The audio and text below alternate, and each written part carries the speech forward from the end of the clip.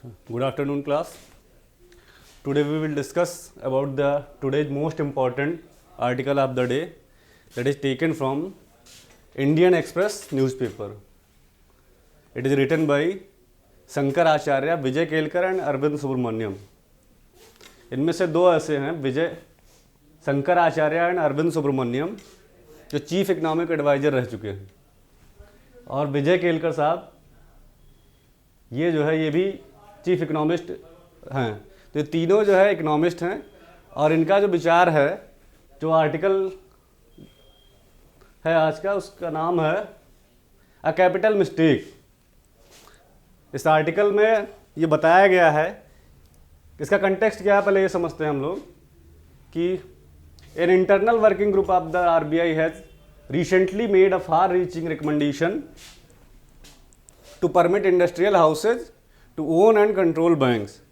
हुआ क्या है, आरबीआई की एक वर्किंग ग्रुप की कमेटी ने यह रिकमेंड किया गया है कि जो कॉरपोरेट हाउसेज हैं, बड़े बड़े जो है बिजनेस घराने, वो भी अब बैंकिंग क्षेत्र में आ सकते हैं, अपना बैंक खोल सकते हैं. तो इसके ऊपर जो है ये आर्टिकल दिया गया है. क्या समस्याएं हैं इस आर्टिकल में, और इस आइडिया के क्या क्या जो है लाभ हो सकते हैं, इस पर चर्चा की गई है. ये पर डे जो हम लोगों का जो डिस्कशन होता है, वो मोस्ट इम्पॉर्टेंट आर्टिकल जो हो रहे हैं, जो भी हैं किसी भी न्यूज़पेपर से, बेसिकली ये ध्यान दिया जाता है कि वो द हिंदू से हो. अगर उसमें उतना इम्पॉर्टेंट आर्टिकल नहीं है तो वो आर्टिकल इंडियन एक्सप्रेस से हो सकता है, मिंट से हो सकता है, डीएनएस से हो सकता है, या और कहीं से भी, द स्टेट्समैन से भी हो सकता है. तो आज का आर्टिकल द इंडियन एक्सप्रेस से है. अब इस पर बात करेंगे कि फैक्ट्स ऑफ द आर्टिकल क्या हैं. तो बेसिकली इन तीनों इकोनॉमिस्ट ने जो ये आइडिया है कि बैंकिंग सेक्टर में कॉरपोरेट हाउसेस को लाइसेंस दे दिया जाए और वो भी इस क्षेत्र में आ जाएं, इसको इन लोगों ने निगेट किया है. कहा है कि ये जो मूव होगा गवर्नमेंट का, ये बहुत ही हैम्परिंग मूव होगा, और इससे इकोनॉमी और डेमोक्रेसी,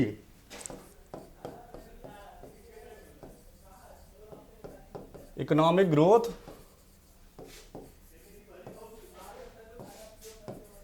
एंड डेमोक्रेसी, इसमें दोनों का नुकसान होने वाला, दोनों का लॉस होगा. अब कैसे इकोनॉमिक ग्रोथ को हैम्पर करेगा और कैसे डेमोक्रेसी को हैम्पर करेगा, इसकी चर्चा आगे दी गई है, आगे इस पर एक्सप्लेन किया जाएगा.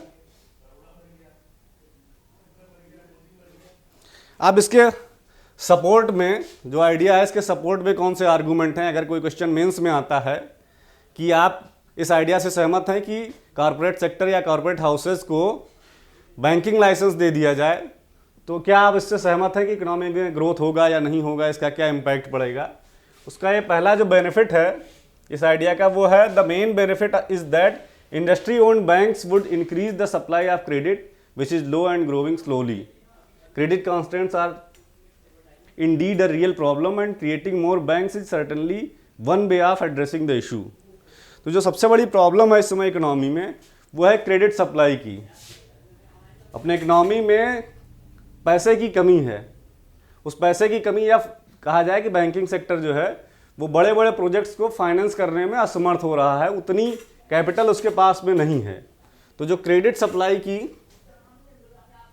सप्लाई ऑफ क्रेडिट की बात है, ये सबसे महत्वपूर्ण है. अब क्यों महत्वपूर्ण है, अगर कोई बिजनेस स्टार्ट करना चाह रहा है तो उसके लिए क्या चाहिए, सबसे पहले कैपिटल चाहिए. कैपिटल वो कहाँ से मिलेगी, बैंक से मिलेगी. बैंकों के पास क्या है, पैसे की कमी है, कम है पैसा, वो दे नहीं सकती. तो बहुत ही लिमिटेड लोगों को बैंक से लोन मिल पा रहा है, जिस वजह से ग्रोथ. अब अगर बैंक से लोन नहीं मिलेगा तो नई इंडस्ट्री, ठीक है, नई इंडस्ट्री कैसे डेवलप होगी, नई इंडस्ट्री डेवलप नहीं होगी, नए प्रोजेक्ट, ठीक है, नए कोई भी नए क्षेत्र में अगर आप उद्योग करना चाह रहे हैं, वो नहीं हो पाएगा. तो उससे क्या होगा, ग्रोथ हैम्पर करेगी, ग्रोथ है वो कम होगी, उसमें इंक्रीज नहीं होगी. तो जो सबसे बड़ा इंपॉर्टेंट फैक्टर है किसी भी इकोनॉमी को बढ़ाने के लिए, वो सप्लाई ऑफ क्रेडिट, कि आप जितना भी डिमांड करना चाह रहे हैं, कि आपको पैसे की आवश्यकता है, आप कोई बिजनेस सेटअप करना चाह रहे हैं, तो वो सप्लाई ऑफ क्रेडिट मेंटेन रहे हमेशा से, जो कि भारत की सबसे बड़ी समस्या रही है. वो सबसे स्लो रहा सप्लाई ऑफ क्रेडिट भारत में. अब कैसे ये इंक्रीज होगा उसको देखते हैं. अगर कॉर्पोरेट हाउसेज को बैंकिंग लाइसेंस दे दिया जाएगा तो उनके पास पैसे की कमी तो है नहीं। अब अगर पैसे की कमी नहीं है तो जो पैसा वो बैंकिंग सेक्टर में लगाएंगे ना, उससे इकोनॉमी में ज़्यादा चांसेस रहेंगे कि अगर कोई डिमांड कर रहा है लोन लेने के लिए या कोई प्रोजेक्ट फाइनेंस करने के लिए तो अधिक से अधिक उसको पैसा मिल पाएगा। तो वो सप्लाई ऑफ क्रेडिट में महत्वपूर्ण भूमिका रहेगी। जितने लोग डिमांड करेंगे सप्लाई बढ़ जाएगी, पैसे ज़्यादा होंगे बैंक के पास में और अधिक से अधिक पैसा बैंकों के द्वारा लोगों को फाइनेंस किया जा सकता है। ठीक। अब जो प्रॉब्लम है कि क्रेडिट कॉन्स्टेंट्स की, भारत में क्रेडिट कॉन्स्टेंट हमेशा से रह रहा है। आप बैंक के पास जाइए और कहेगा लोन नहीं, या बहुत ही सुरक्षित लोन दे पा रहे हैं। ठीक है। उसके बाद में आता है कि आर्गुमेंट्स इन अगेंस्ट। अब इसके नुकसान क्या क्या हो सकते हैं कि अगर कॉर्पोरेट हाउसेज को बैंकिंग लाइसेंस दे दिया जाए उसके नुकसान क्या क्या हैं, व्हाट आर द प्रॉब्लम्स। तो पहला कि problem with banks owned by corporate houses is that they tend to increase in connected lending. What is connected lending, इसको समझेंगे कि कनेक्टेड लेंडिंग, ये प्रॉब्लम कनेक्टेड लेंडिंग की आएगी क्यों, क्योंकि कॉर्पोरेट सेक्टर या कॉर्पोरेट हाउसेज जो भी इस बिजनेस में है ऑलरेडी, कोई ना कोई कंपनी है, मान लिया जाए टाटा है या फिर क्या कहते हैं अंबानी ग्रुप है या अदानी ग्रुप है, इनको अगर बैंकिंग लाइसेंस दे दिया जाएगा तो होगा क्या कि जो भी इनकी सब्सिडरीज वगैरह हैं, जो कंपनियां हैं, इनसे रिलेटेड जो लोग हैं, ये उनको इनसे कनेक्टेड लेंडिंग से मतलब ये है कि इनसे कनेक्टेड लोग जितने भी हैं या जो कंपनियां हैं उनको ये लोन आसानी से देंगे और बाकी लोग जो इनसे या इनके कंपटीशन में हैं जो बिजनेस, उनको वो लोन नहीं देंगे। तो ये इसे कहते हैं कनेक्टेड लेंडिंग। फिर उसके बाद में आता है कि connected lending can lead to 3 main adverse outcomes. इसकी समस्याएं कनेक्टेड लेंडिंग में और कौन सी समस्याएं हो सकती हैं। Over financing of risky activities. अब इसमें यह है कि अगर कनेक्टेड लेंडिंग होगी, जान पहचान के लोगों को अगर लोन दिया जाएगा, ठीक है, अपनी सब्सिडरीज को या अपने कोई रिलेटिव्स हैं जो बिजनेस कर रहे हैं उनको अगर लोन दिया जाएगा जो कि कॉर्पोरेट हाउसेज से जुड़े हुए हैं, तो होगा क्या कि over financing of risky project. जो रिस्की प्रोजेक्ट हैं जिसमें यह है कि कम चांसेस हैं सक्सेसफुल होने के, 10 to 15%, 20% चांसेज हैं, पर उनको भी फाइनेंस आसानी से मिल पाएगा। तो जो उसकी समस्या, और जो ऐसे प्रोजेक्ट हैं जिनको आसानी से फाइनेंस किया जा सकता है, जो फीजिबल हैं, वाइबल हैं, ऐसे प्रोजेक्ट को पैसे की कमी रहेगी या उनको नहीं मिलेगा क्योंकि वो कॉर्पोरेट हाउसेज से कनेक्टेड नहीं है या उनके कंपटीशन में हैं। तो ये over financing of risky activities ये हो जाएगा। दूसरा क्या है, इनकरेजिंग इनएफिशिएंसी बाय डिलेइंग और प्रोलॉन्गिंग एग्जिट। जो इंडियन इकोनॉमी में सबसे बड़ी प्रॉब्लम है वो है एग्जिट की प्रॉब्लम। अब एग्जिट की प्रॉब्लम क्या है, एग्जिट की प्रॉब्लम को कहते हैं, इसको कहते हैं चक्रव्यूह प्रॉब्लम। चक्रव्यूह प्रॉब्लम क्या है, जैसे महाभारत में अभिमन्यु को था कि अभिमन्यु चला तो गया पर उससे बाहर नहीं, वो जो चक्रव्यूह था उसमें अंदर तो चला गया पर उससे बाहर निकलने का रास्ता नहीं पता था या रास्ता नहीं मिला। तो सेम कंडीशन इंडियन इकोनॉमी में है कि अगर आप कोई बिजनेस सेटअप करते हैं, ठीक है, काफ़ी पैसा लगाया, उसके बाद में बिजनेस में आपको लॉस हो रहा है, तो होगा क्या, आप निकल नहीं आसानी से, आपके पास एग्जिट की प्रॉब्लम नहीं, एग्जिट नहीं हो सकते हैं, बहुत बड़ी समस्याएं हैं, उसी ये कहते हैं, उसे चक्रव्यूह प्रॉब्लम कहते हैं। अब एग्जिट की प्रॉब्लम क्यों थी, इसके लिए कुछ सुधार भी किए गए। आईबीसी कोड लाया गया, इंसॉल्वेंसी एंड बैंकरप्सी कोड। ठीक है, क्या मतलब है इंसॉल्वेंसी एंड बैंकरप्सी कोड का, इसका मतलब यह है कि जो कंपनियां जो लॉस मेकिंग हैं, फेलियर हैं और वो एग्जिट होना चाहती हैं, तो उनके लिए क्या उनको एग्जिट कराया जाए, उसकी व्यवस्था आईबीसी कोड से निर्धारित की जाती है। तो ये हो गया कि जो प्रोलॉन्गिंग एग्जिट। अब इसको कैसे डिले करती है, इसको डिले करती है कनेक्टेड लेंडिंग। मान लिया कोई लॉस मेकिंग कंपनी है, प्रॉफिट नहीं कमा रही 1 साल 2 साल 3 साल से, अब होगा क्या कनेक्टेड लेंडिंग में कि बार बार इसको पैसे की आवश्यकता होगी, बार बार इसको फाइनेंस किया जाएगा, बार बार फाइनेंस किया जाएगा, 1 बार 2 बार 5 बार। इससे यह क्या होगा, प्रोलॉन्गिंग एग्जिट। एग्जिट की समस्या वैसे है, अगर 1-2 साल लॉस मेकिंग हुआ तो हो सकता है कि उस कंपनी को एग्जिट कर दिया जाए, वो बाहर निकल जाए, बिजनेस हटा दे। पर इस कनेक्टेड लेंडिंग में ये होगा कि इसको बार बार जो है रीफाइनेंस किया जा रहा है और ये उसी में लगी पड़ी है। मे भी उसके बाद लंबा घाटा जो मान लिया 1000 करोड़ का होने वाला हो सकता है 2-4 हज़ार करोड़ का हो जाए। इस वजह से ये एक दूसरी प्रॉब्लम है। तीसरी के इंट्रेंचिंग डोमिनेंस। अब ये क्या होता है, इंट्रेंचिंग डोमिनेंस होता है कि मान लिया कोई बिजनेस में है, जैसे क्या कहते हैं टेलीकॉम सेक्टर में था। पहले क्या उनसा चल रहा था, एयरटेल चल रहा था, वोडाफोन चल रहा था, आइडिया चल रहा था। उसके बाद में क्या आया, जियो आ गया, जियो। अब जियो आने के बाद में क्या हुआ कि बाकी लोगों जो मार्केट में थे उनको और कम्पिटिटिव होना पड़ा। जियो ने दाम कम किया, बाकी लोगों ने भी दाम कम किया, और सर्वाइवल के लिए वोडाफोन और आइडिया ये दो एक दूसरे के साथ मिले। कंपटीशन कुल मिला करके इंक्रीज हुआ।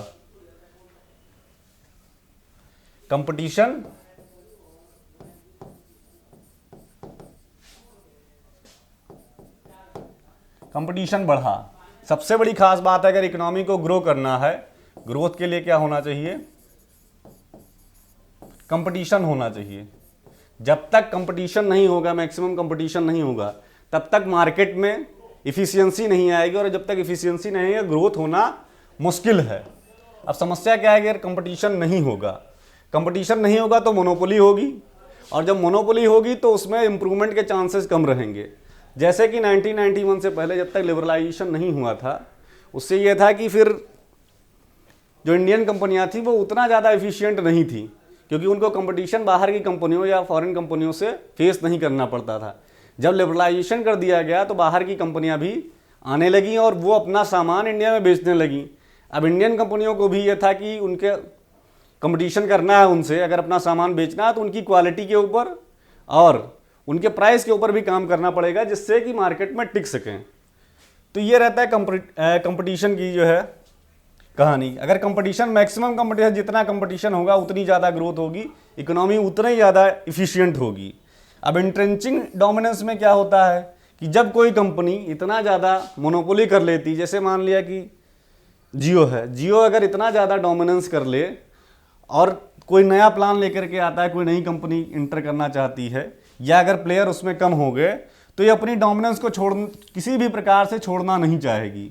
अब वो कैसे, कोई नया प्लेयर मान लिया, जैसे जियो जो एंटर किया था मार्केट में, अब कोई नया प्लेयर एंटर कर रहा है, उसमें होगा क्या कि कनेक्टेड लेंडिंग के थ्रू अगर कोई 1000 करोड़ रुपये इन्वेस्ट कर रहा है, उससे ज़्यादा ये 1500 करोड़ रुपये इस कंपनी को मिल जाएगा। और ये कंपनी ऐसा प्रयास करेगी कि जो कंपनी नहीं उभर रही है उसको उतना फ़ायदा ना हो, वो नुकसान में जाए, या वो मार्केट में compete ना कर पाए। इसे कहते हैं इंट्रेंचिंग डोमिनेंस, कि ऐसा डोमिनेंस जो आसानी से ख़त्म ना होना चाहे, या हर प्रकार से ये प्रयास करे कि मेरा डोमिनेंस कम ना हो।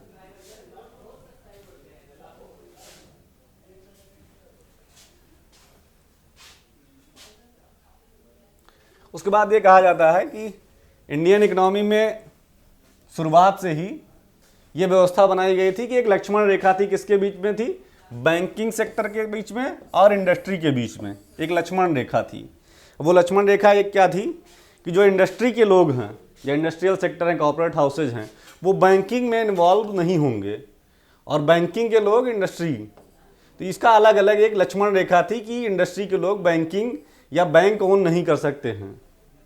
अब बात वो आ रही कि उस लक्ष्मण रेखा को ख़त्म करने की बात की जा रही कि इंडस्ट्री के लोग भी, कॉर्पोरेट हाउसेज भी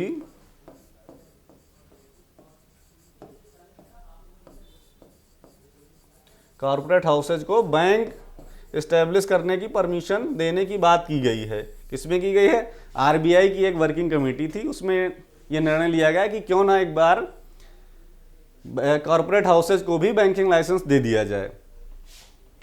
तो जब बैंकिंग लाइसेंस देने की बात कॉर्पोरेट हाउसेज को दी गई, मतलब इंडस्ट्रीज को दी गई, तो बैंकिंग और इंडस्ट्री के बीच में जो लक्ष्मण रेखा थी वो जो है वो ख़त्म हो गई, जो रेखा थी वो ख़त्म हो गई।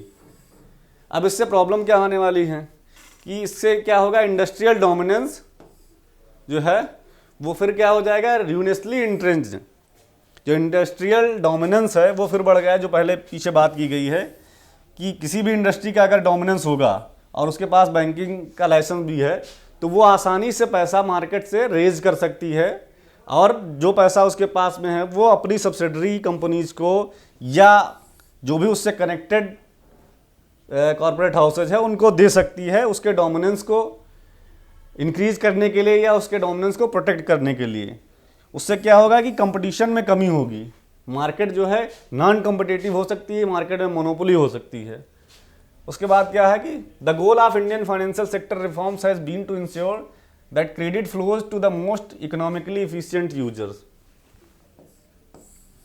जो सबसे खास बात अभी तक मेंटेन किया जाता था कि जो लोन है या क्रेडिट है वो ऐसे प्लेयर्स को देना चाहिए जो सबसे ज़्यादा वायबल हैं, इफ़िशियंट हैं, जो आसानी से लोन चुका सकते हैं। ज़्यादातर प्रयास ये रहता था बैंकिंग सेक्टर का कि लोन उन्हीं को प्रोवाइड किया जाए, क्रेडिट उन्हीं को दिया जाए जो रीपे करने में आसानी से समर्थ हों, या जो भी प्रोजेक्ट वो ला रहे हों लोन के लिए वो वायबल हों। ठीक है, जिससे क्या होगा, रैपिड ग्रोथ दर्ज की जा सकती है। अब जब इंडस्ट्री और फाइनेंस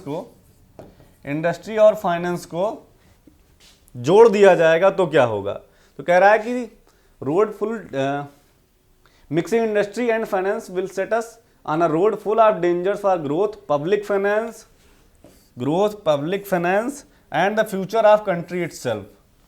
अब ये कैसे हैम्पर करेगा ग्रोथ को? जब मोनोपोली होगी तो ऑब्वियस सी बात है कंपटीशन कम होगा, कंपटीशन कम होगा तो क्या हो, इनएफिशिएंसी मार्केट में आएगी और उससे ग्रोथ कम होगी। उसके बाद में पब्लिक फाइनेंस के साथ क्या समस्या होगी? पब्लिक फाइनेंस में ये होगा कि जो भी पैसा गवर्नमेंट का है या गवर्नमेंट के पास जाता है, जनरली जो है टैक्स पेयर्स की मनी पब्लिक के पास जाती है। अब अगर ये बैंक मोनोपोली से काम करें, कनेक्टेड लेंडिंग प्रोवाइड कराएंगे, और अगर कोई प्रॉब्लम होती, कोई प्रोजेक्ट फेल हुआ, कोई कंपनी जो है लॉस में गई, एग्जिट प्रॉब्लम में फंसी, तो अल्टीमेटली होगा क्या कि जो पीपल्स मनी है उसके द्वारा बेल आउट दिया जाएगा। पीपल्स मनी, वो टैक्स पेयर की मनी यूज की जाएगी, तो पब्लिक फाइनेंस भी समस्या करेगा। ठीक है, फिर है कि future of the country itself. तो फ्यूचर किस पर डिपेंड करता है? जब तक एक्सट्रीमली मार्केट कंपटीटिव नहीं होगी, ग्रोथ ओरिएंटेड नहीं होगी, तब तक future of the country, economic growth संभव नहीं है। अब आते हैं कि आज का क्वेश्चन जो है वो क्या हो सकता है, जो मोस्ट प्रोबेबल क्वेश्चन है जिसको हम देखने का प्रयास करेंगे, वो है कि internal working group of the RBI has recently made a far reaching recommendation to permit industrial houses to own and control bank. Do you think this step of RBI will resolve the problem of supply of credit? इसी article पे based है ये question. अब इसमें करना क्या है कि जो सीधा सीधा है कि पहले तो कंटेक्स्ट देना है कि आरबीआई ने ये रिकमेंड किया है कि कॉर्पोरेट हाउसेस भी बैंकिंग क्षेत्र में आ सकते हैं, वो अपना बैंक खोल सकते हैं, ओन कर सकते हैं, कंट्रोल कर सकते हैं। अब अगर आप उससे सहमत हैं, do you think this is a right step, तो आप एग्री करें कि हाँ इससे इकोनॉमी में ग्रोथ होगी, क्रेडिट सप्लाई बढ़ेगी, और क्या क्या हो सकते हैं जो इकोनॉमी को इम्प्रूव करेंगे, ग्रोथ को इन्हेंस करेंगे। और प्रॉब्लम क्या हो सकती है, प्रॉब्लम्स के क्षेत्र में कि क्या क्या दिक्कतें, कनेक्टेड लेंडिंग हो सकती है, इंट्रेंचिंग डोमिनेंस हो सकता है, ये सारी चीज़ें इसमें डिस्कस करेंगे। और लास्ट में क्या करेंगे, लास्ट में ये जो है कंक्लूड करेंगे कि क्या ये सही है या नहीं किया, this is not the right time to go for this idea. दूसरा एक क्वेश्चन है, सब्सिडरी क्वेश्चन कह सकते हैं, यह granting licence to the corporate houses can undermine both economic growth and democracy. कैसे ये चीज़ें इकोनॉमिक ग्रोथ को हैम्पर करेंगी और डेमोक्रेसी को भी हैम्पर करेंगी। अब बेसिक आइडिया डेमोक्रेसी का क्या होता है? डेमोक्रेसी का आइडिया होता है कि पार्टिसिपेशन होना चाहिए।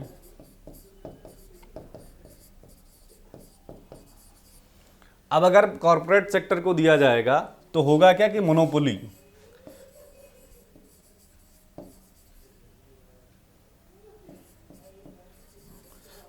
होगी तो पार्टिसिपेशन कम होगा, लिमिटेड लोगों को, एक लिमिटेड ग्रुप ऑफ पीपल को ही लोन मिल पाएगा। जो कनेक्टेड लेंडिंग की बात की गई थी उसके आधार पे लिमिटेड लोगों को ही लोन प्रोवाइड हो सकता है, क्रेडिट मिल सकता है।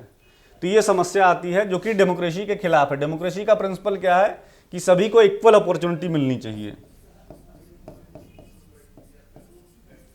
इक्वल अपॉर्चुनिटी मिलनी चाहिए, जो कि इससे संभव नहीं है। कितना भी आरबीआई अपनी गाइडलाइंस जारी करे, उसके बावजूद भी एक के बाद एक, जैसे लक्ष्मी विलास बैंक रिसेंटली अभी जो है जो फेल हो रहे हैं, तो ये बात की जा रही है कि मान लिया अगर इनको लाइसेंस दे दिया जाए तो समस्या क्या होगी, इकोनॉमी में अधिक से अधिक पैसा आएगा, क्रेडिट सप्लाई बढ़ेगी, तो दिक्कत क्या है। और जो है अगर कोई प्रॉब्लम होती है तो आरबीआई मॉनिटरिंग करने के लिए है ही है। तो इतनी ज़्यादा अप्रीहेंशंस क्यों हैं इन लोगों के, जो इकोनॉमिस्ट हैं, इन्होंने ये सलाह दी गवर्नमेंट को कि ऐसा ये मूव जो है गवर्नमेंट को नहीं लेना चाहिए। तो ऐसा क्यों किया गया? ये देखा जा रहा है कि अभी भी आरबीआई इतना ज़्यादा पावरफुल होने के बावजूद भी उतना मॉनिटरिंग नहीं कर पाई जितना होना चाहिए, चाहे पंजाब नेशनल बैंक हो या फिर जो है लक्ष्मी विलास बैंक हो। जो सारे बैंक या फेल हो रहे हैं या इनमें समस्याएं आ रही हैं, वो कहीं ना कहीं आरबीआई की कमी जो को दर्शाता है। रेगुलेटरी जो पावर है वो उतना ज़्यादा स्ट्रांग नहीं है जितना होना चाहिए। और उसी आधार पर अगर देखा जाए कि अगर कॉरपोरेट हाउस भी अगर इस सेक्टर में आ जाएंगे तो जो क्षमता है आरबीआई की वो उतना ज़्यादा स्ट्रांग नहीं कि उनको भी मॉनिटर कर पाए। और जो डोमिनेंस क्रिएट होगा, डोमिनेंस क्रिएट कैसे होगा कि कॉरपोरेट हाउस है, corporate houses plus political connection,